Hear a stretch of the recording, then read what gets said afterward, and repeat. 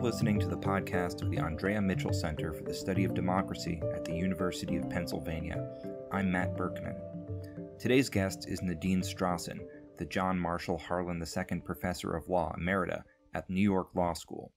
She's written, taught, and advocated extensively in the areas of constitutional law and civil liberties, and from 1991 through 2008, she served as president of the American Civil Liberties Union, the ACLU. Professor Strossen is the author of the recent book, Hate, Why We Should Resist It with Free Speech, Not Censorship. Nadine Strossen, welcome to the podcast. I'm delighted to be here, Matt. Could you briefly lay out the case that you make in your book against hate speech laws?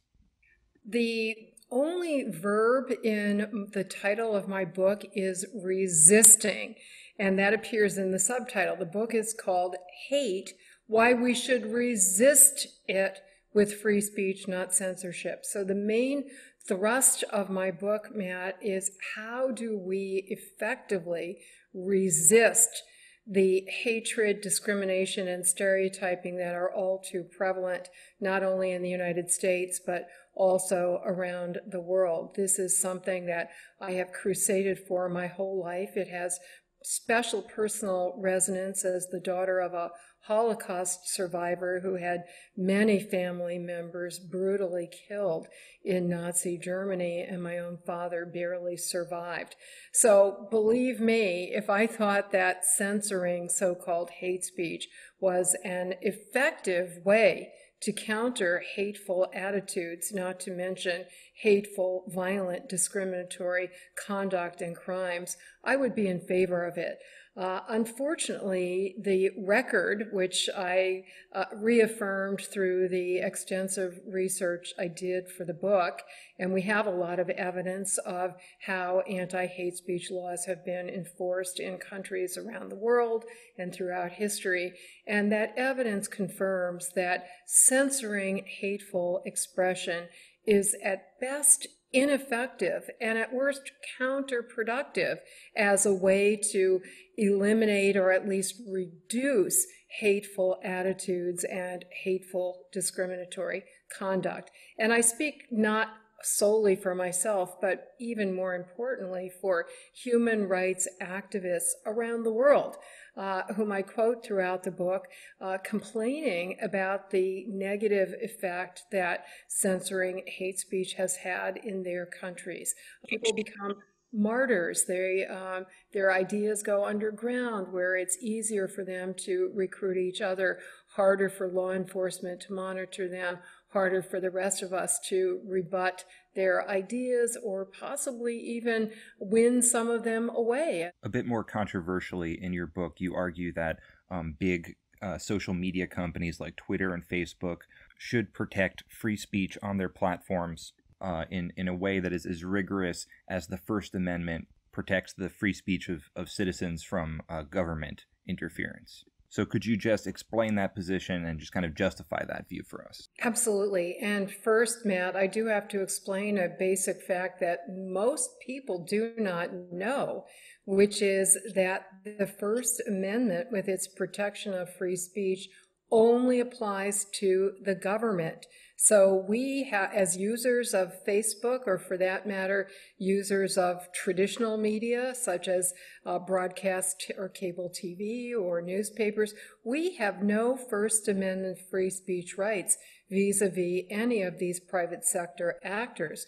To the contrary, they, as purveyors of communication, have their own First Amendment rights to decide which messages, which speakers they will air and which they will not. Now, that is a serious practical problem in terms of meaningful freedom of speech in an era where certain dominant, giant, powerful social media companies have taken over the public square.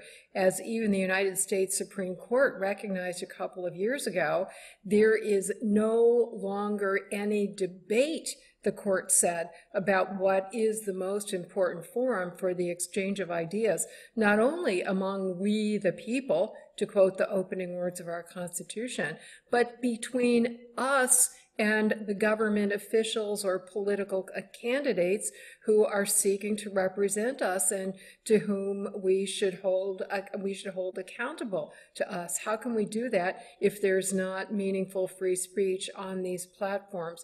So because I oppose government coercion, I, along with other human rights activists and cyber libertarians, have strongly urged the dominant companies to voluntarily adhere to international human rights free speech standards. This has been done repeatedly, for example, by until recently, the person who was the United Nations Special Rapporteur for Freedom of Expression, David Kaye.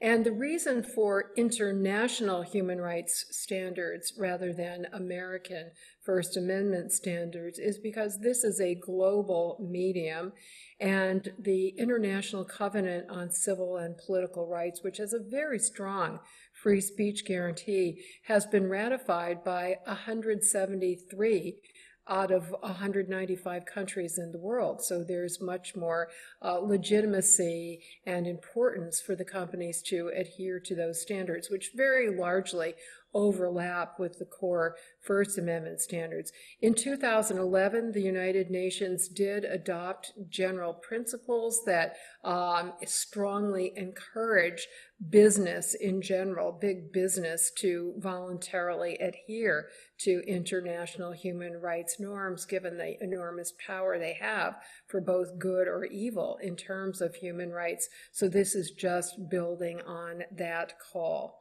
in a particular context.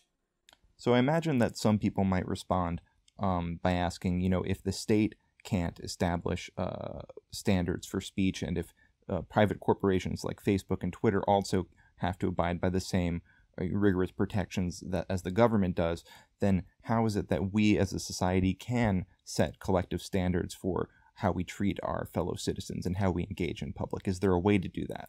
We are doing that as a society every day, Matt, in ways that I think in some sense have gone too far.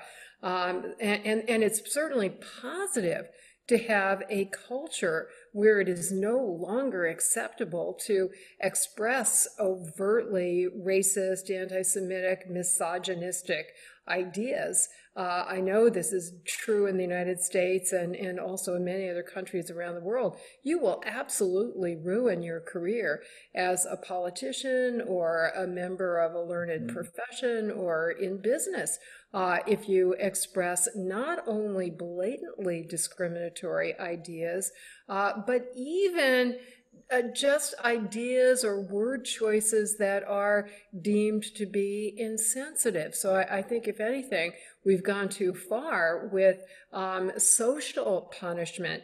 And by the way, and that's where the term cancel culture comes from, that you're not only refuting the idea, even doing so very strongly, which I wholeheartedly advocate. That's the counter speech, the resisting the bad speech with counter speech. But when it goes further and seeks to destroy that person's livelihood, to have them expelled from universities, to have them fired from their jobs, to have them unable to get another job, that's a form of intimidation that really goes too far, especially when this is being done with respect to ideas that, even if you find controversial, are certainly legitimately within the realm of discourse. And let me just give you a couple. Just within the past couple of weeks, there have been the latest in a long stream of incidents of professors with a strong track record of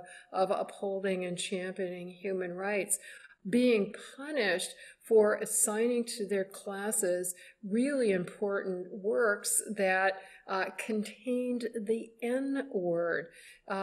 Since you were talking about social media, one example is UC Irvine, University of California, Irvine professor Carrie Mankel Meadow. I mean, her whole life has been devoted to human rights, and she's also got a very strong track record as a progressive. She was teaching her students about the challenges of content moderation online and used a fairly recent article about Facebook and its problems as dealing with the rest of the world, and she uses the example of the article used the example of the N-word, where Facebook was trying to draw a distinction that many others have drawn, that when it's spelled out in full, it is predominantly a term of disparagement and a horrific racial slur, and so should be treated as hate speech. But when it ends in an A,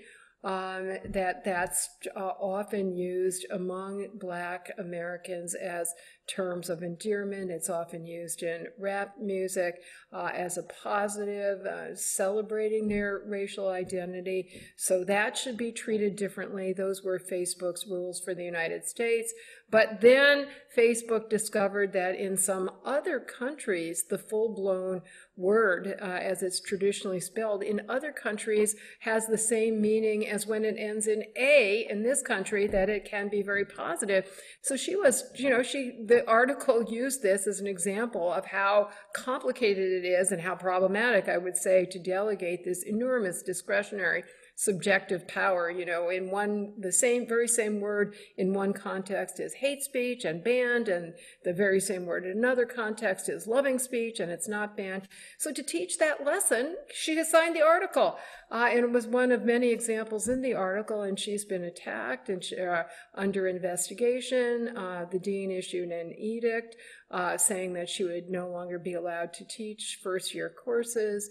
Students are petitioning for her to be fired. She's been subject to all kinds of online hatred. So we have a culture, and I could give you many other examples. All you have to do is read Inside Higher Ed or the Chronicle of Higher Ed. Now, I think that, in the spirit of Justice Ginsburg, whom we sadly recently lost, she used to love to quote her husband, Marty, saying that the eagle should not be the national symbol of the United States. A better one is the pendulum, because we have pendulum swings. And the pendulum clearly had not swung far enough against even the most blatant, horrific, in-your-face, hateful speech was too long tolerated in too many contexts in this country. So it was good that it swung the other way, but now I think it's swung too far the other way. Well, let me put the obvious objection here to you, which would be that you just look at Donald Trump. Donald Trump makes repeated racist statements in public, and he has paid no political penalty for it thus far. Actually, you might argue that it is what got him elected in the first place, and what boosts support from his base. So some might say that, yes, there is maybe some form of overreaction in these liberal or progressive enclaves in societies, especially the university setting, but in the broader American society, people don't pay that much of a penalty at this point for racist speech and behavior. How would you respond to that? You don't have to convince me, Matt, that we have a serious problem of too much hatred and stereotyping and discrimination. That's exactly why I wrote my book. I want to resist all of those. But I do not think that censoring Donald Trump would be, or even putting labels or, downward trending, somehow de-escalating his message on social media is going to be an effective way to wean his base away from him. All evidence is to the contrary, that when you do that, it just reinforces their belief that liberal elites are punishing them and trying to censor them and treating them unfairly and discriminating against them. And that has been the effect, unfortunately, of censoring hate speech throughout history. The Weimar Republic, before Nazi Germany, had very strict anti-hate speech laws, including against anti-Semitism, which were enforced very strictly, including against Nazi leaders and Nazi publishers. They were repeatedly prosecuted and convicted, and they loved it. It gave them a massive propaganda platform, attention they otherwise never would have received, and they garnered sympathy they otherwise never would have received.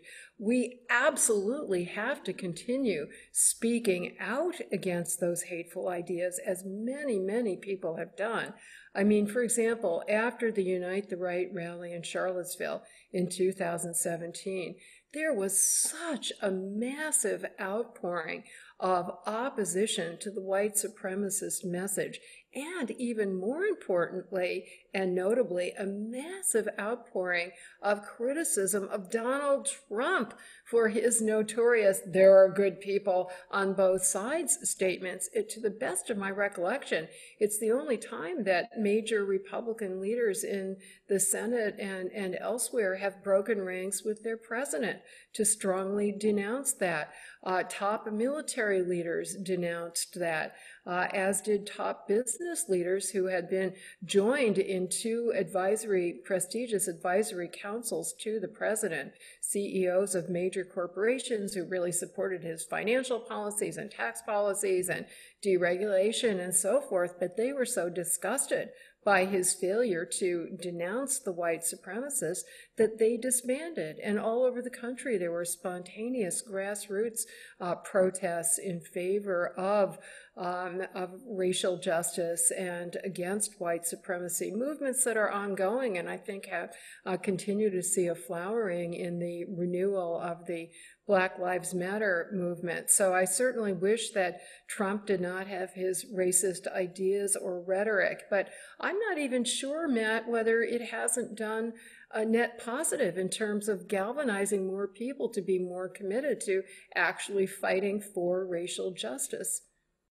At the start of a chapter in your book, you quote the editor of the German newspaper Der Tagesspiegel as saying, quote, "The American way of dealing with Nazism always seemed to me the more mature way of handling threats to liberal democracy. Germany's outlawing of hate speech seems like a permanent declaration of distrust in argument and education. I have faith in a democratic public's ability to police itself. I wish Germany did also." So my question for you is, if Donald Trump were to legitimately win the next election on the basis of his kind of hateful rhetoric and worldview, would that change your faith in the American democratic public's ability to police itself in any significant way? No, I would not, Matt. I certainly would continue to question aspects of the structure of our government that I think really undermine the one person, one vote ideal. I'm very concerned about voter suppression. But even I understand your hypothetical. Let's assume it was a completely free and fair election. People have very complicated reasons for voting for or against an individual. And I have to tell you, I live in a town in Connecticut that voted for Trump in 2016.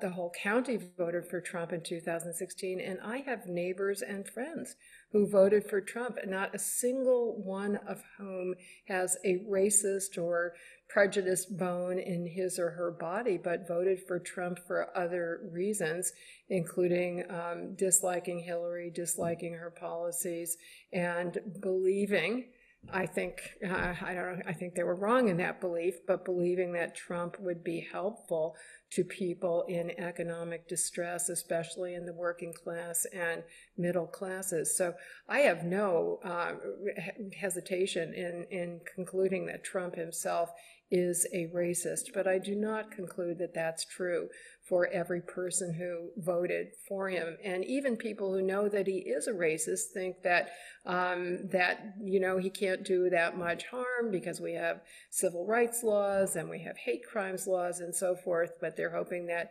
he will do more good than harm. So is it right to say that your position is that there is no need for the big institutions in society, the most powerful institutions in society, to promote norms of equality and democracy via sanctioning in particular? I absolutely do. And that's where the anti-discrimination laws come in. That's where the anti-hate crimes law come in. That's where laws against all kind, and in the speech realm, when you're engaging in speech that constitutes a punishable true threat or constitutes punishable in intentional incitement to imminent violence, or constitutes a conspiracy to engage in violence or to provide material support for violence. There is a tremendous amount of speech that is engaged in by hate mongers that is subject to punishment. Take, for example, the Unite the Right rally, which I mentioned in Charlottesville.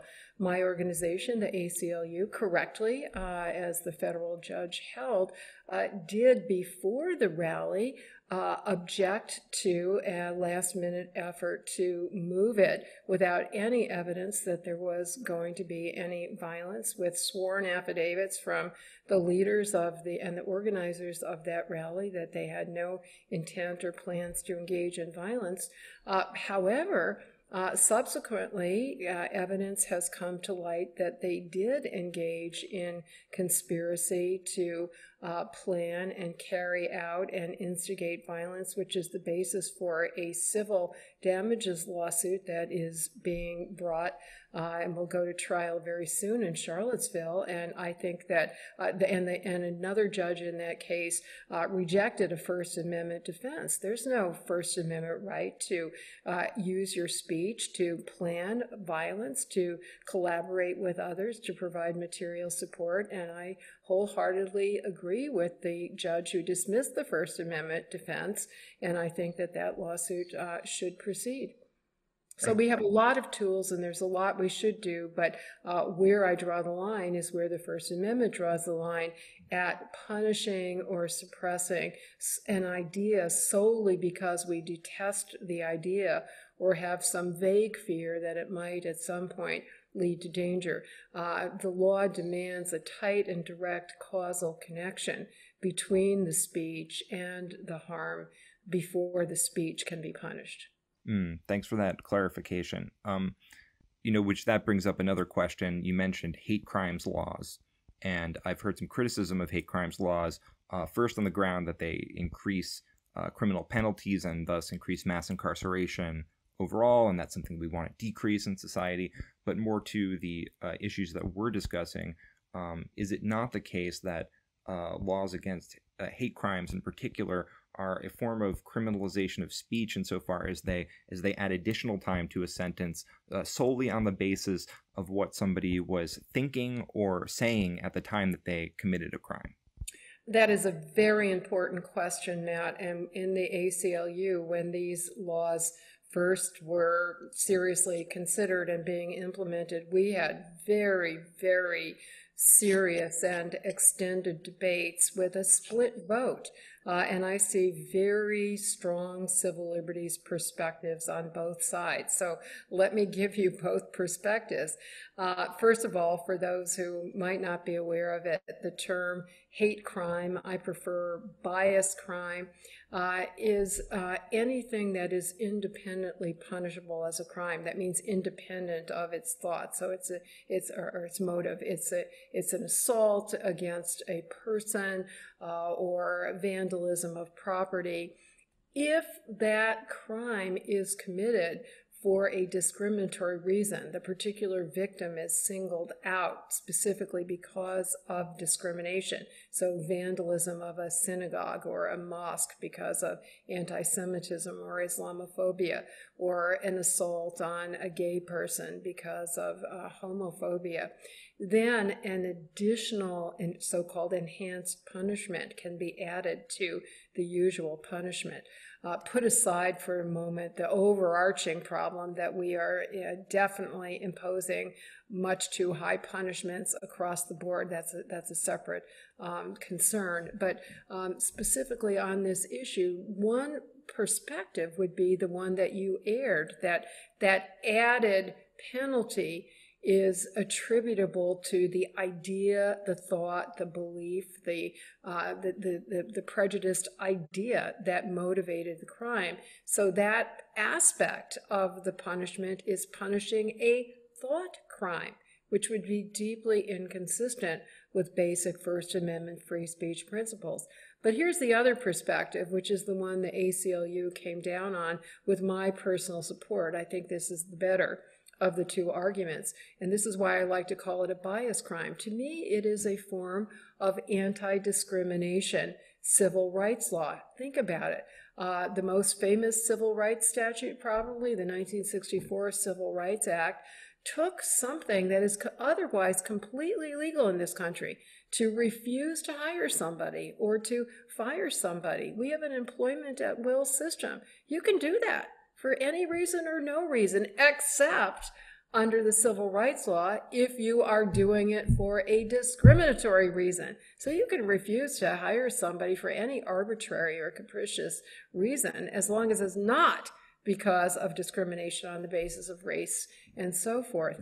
So it seems to me that if we can take an action that is perfectly legal and make it illegal because of a discriminatory motive, even more strongly, can we take an action that's already a crime, an assault or vandalism, and say we're going to treat it as a more serious crime when it is done for a discriminatory purpose. After all, the criminal law is constantly taking motive and intent and purpose into account to distinguish a more serious crime from a less serious crime. So reckless homicide is a less serious crime than intentional premeditated murder. In your book, you suggest several non-censorial strategies for combating hate speech, and one of them was for people to develop a thicker skin, specifically when it comes to hate that is directed at them. And so my question for you is, do you think that the younger generations of Americans are more sensitive to hateful speech in a way that makes them feel more harmed or more vulnerable to such speech than were older generations of Americans? And why do you think this difference exists, if so? There seems to be anecdotal and survey evidence that younger generations, including people who are in college and at younger stages in their educational career, are much more likely to be sensitive, not only on their own behalves, but to their credit, on behalf of other people, when a word is insulting or offensive or denigrating. And it's very, very common for younger people in particular to literally equate hateful words with violence, that speech is violence. Lately we've heard silence is violence. And I think the most comprehensive effort to explain, both document that pattern and to explain the underlying causes, was in the 2018 best-selling book by Jonathan Haidt and Greg Lukianoff called The Coddling of the American Mind. And they note a number of factors, Matt, one of which they call safetyism, which is documented patterns of parents of that generation to be much more protective of the children, to hover over them, the famous label helicopter parenting, to protect them from all kinds of harms, including psychic harms.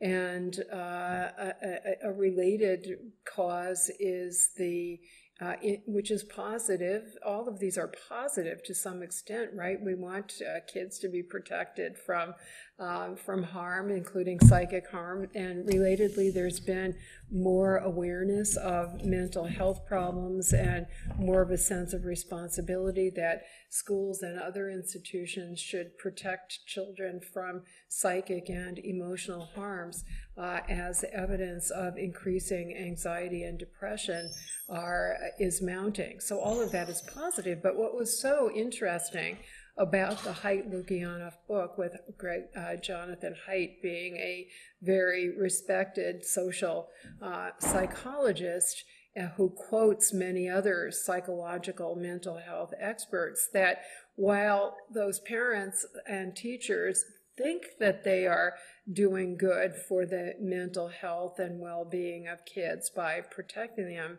in fact, that overprotectiveness is having an adverse impact. It's disequipping them to deal with the inevitable harms that they're going to be subject to in the form of hurtful, hateful words in the real world, and that the authors argue, again, citing many mental health and psychological experts, that the best thing we can do to these kids, for these kids, is to expose them, help them acquire the resilience and the other resources to not allow themselves to be denigrated by hateful language, to have the self-confidence and the wherewithal to either ignore or look down, respond, educate, and make something positive of it.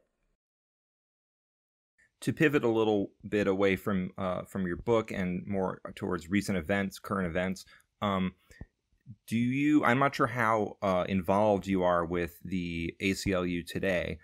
You were the president from 1991 to 2008.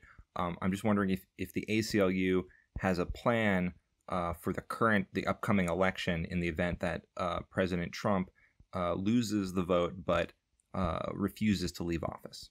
Well, I am still a member of the ACLU's National Advisory Council. I'm very close friends with the National Executive Director, who's the CEO. I try not to bother him personally very often because he is so overly busy, but all of this information is available on the ACLU website, so prominently featuring our voting rights projects, enormous activism already in play all over the country to counter voter suppression initiatives that unfortunately are all too rampant. And definitely there has been planning and forecasting of additional challenges that are anticipated with a large cadre of activists, not only lawyers, but grassroots organizers and legislative lobbyists.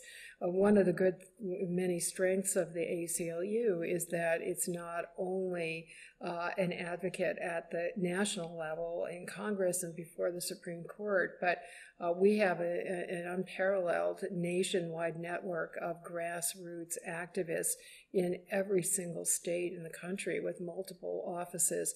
And since the 2016 election, I have to say the silver lining to the cloud of some of the hateful rhetoric and policies that you talked about earlier, Matt, is that people have just doubled down in their activism. And the ACLU, I know, is symptomatic of other cause organizations that not only did our donations increase enormously and our membership ranks, but people beating down the doors saying, I want to do more. I don't want to be just a checkbook activist. So we have grassroots activists who are prepared to do everything from poll watching and get out the vote campaigns and educating people about their rights to access and how to effectively use an absentee ballot, and on and on. But so it's proactive as well as reactive.